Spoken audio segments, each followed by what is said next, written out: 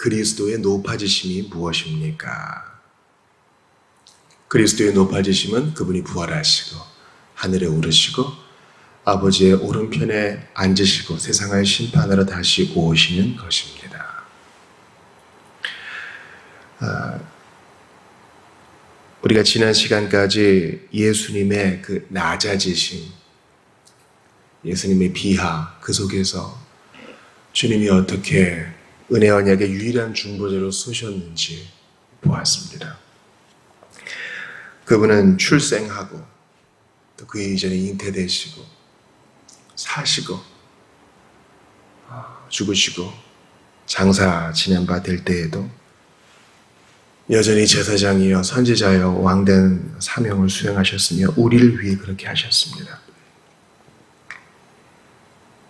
그러므로 우리는 그리스도의 모든 그분의 처하신 상황에 상관없이 그분은 우리를 기억하셨다.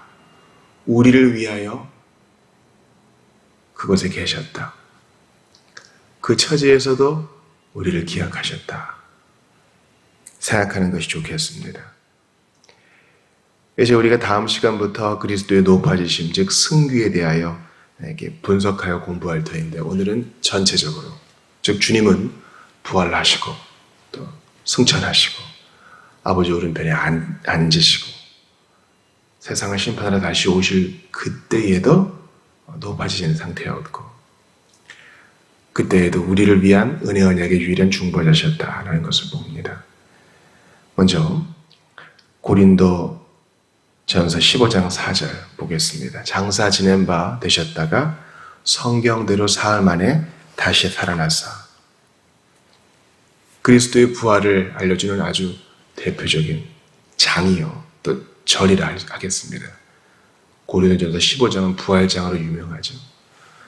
장사 지낸 바 되셨다가 그리스도의 비하입니다. 그러나 성경대로 사흘 만에 다시 살아나사 그리스도는 높아지셨습니다. 그리고 우리를 위한 제사장으로, 우리를 위한 선지자로, 우리를 위한 왕으로 높아지셨습니다. 원래 높으신 분인데 말이죠.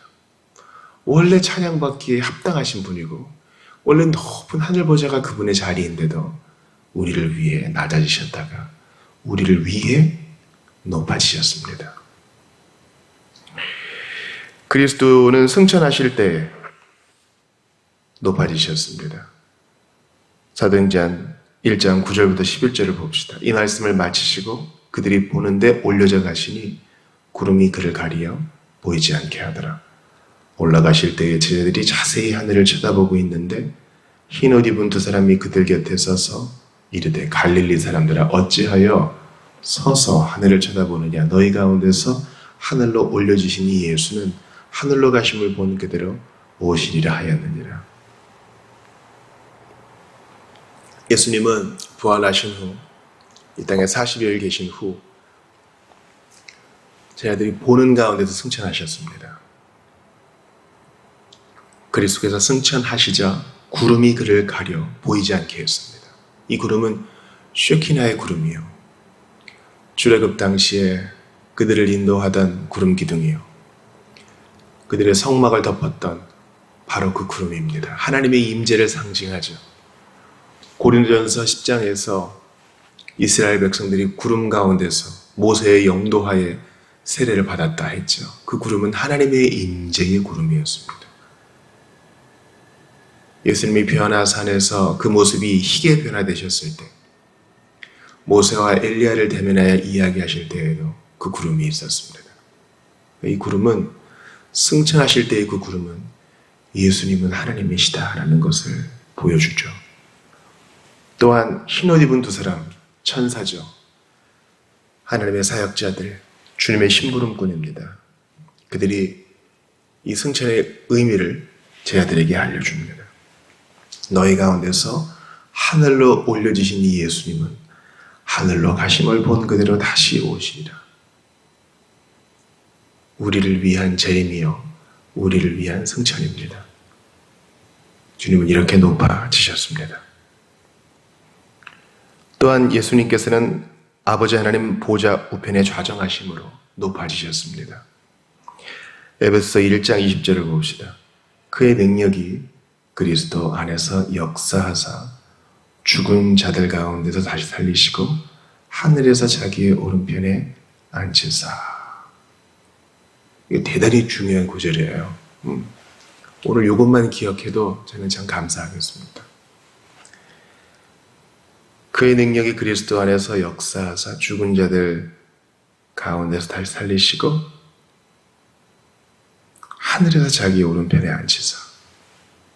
이게 무슨 말이에요? 그리스도 안에서 역사하시는 하나님의 능력이 죽은 자들 가운데서 그분을 다시 살리시고 하늘에서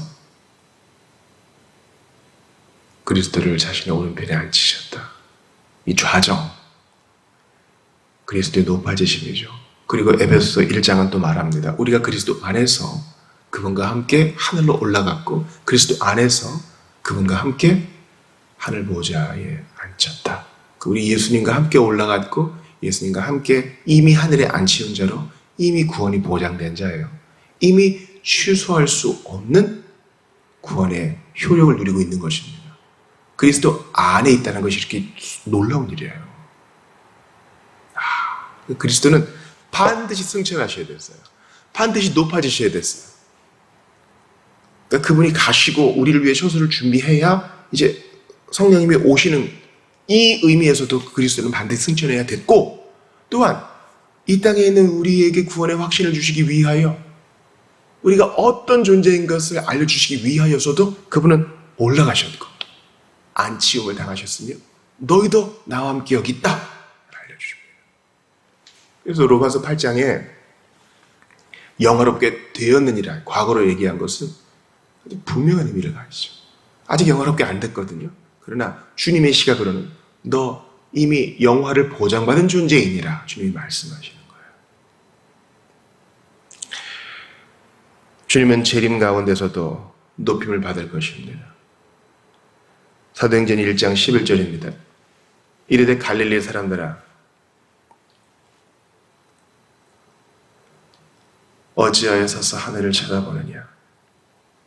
너희 가운데서 하늘로 올려지신 이 예수는 하늘로 가심을 본 그대로 오시리라 하였느니라. 사도행전 7장 17장 31절도 보시죠.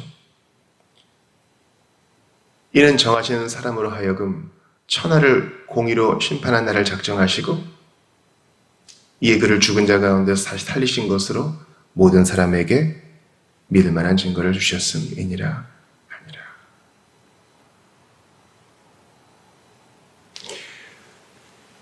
우리 예수님은 세상을 심판하시기 위해 이 세상에 다시 오실 것입니다.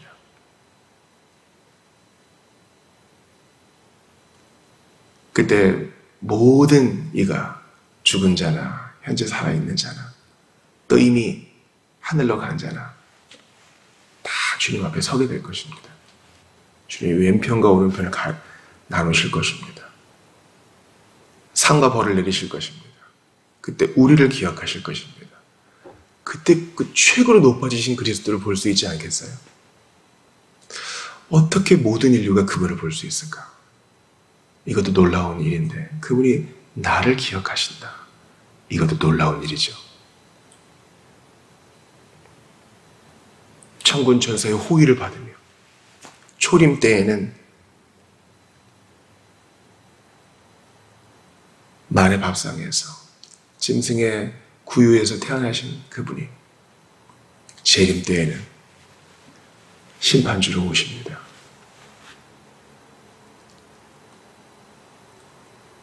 사실 예수님의 재림은요, 의무가 아니죠.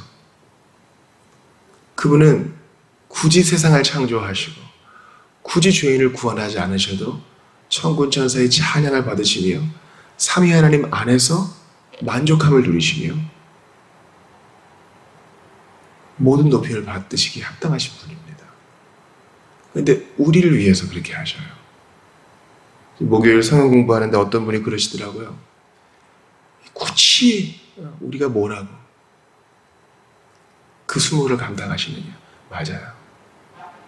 우리가 예수님을 너무 가깝게 생각하고 때로는 경외심이 떨어질 때 주님이 우리를 위해 하시는 게 당연한 거라고 생각할 때 있어요. 마치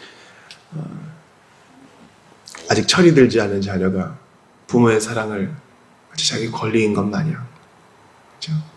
요구할 때. 그러나 우리 예수님의 생각,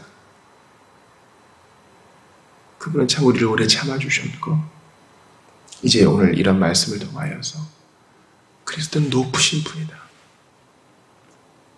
그분이 하늘 영광 버리셨다는 사실이 얼마나 절절하게 다가오고 무릎이 달달 떨릴 정도로 위험 있으신 분이 우리를 위해 얼마나 비천에 처하셨는가 생각할 때 참 감사할 것밖에 없습니다. 우리가 시작할 때 불렀던 찬양이 있죠. 비탄에 빠진 가련한 영혼이 슬픔의 안개 걷어치우고 즐거이 새 생명 새 힘을 얻어 쓰라린 상처 아무렇도다. 이거 무슨 사람의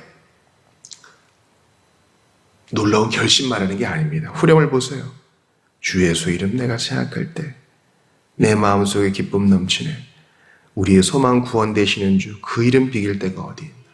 우리를 위해 비천에 처하셨다가 높임 받으신 예수님 때문에 우리가 소망을 가질 수밖에 없는 것이에요.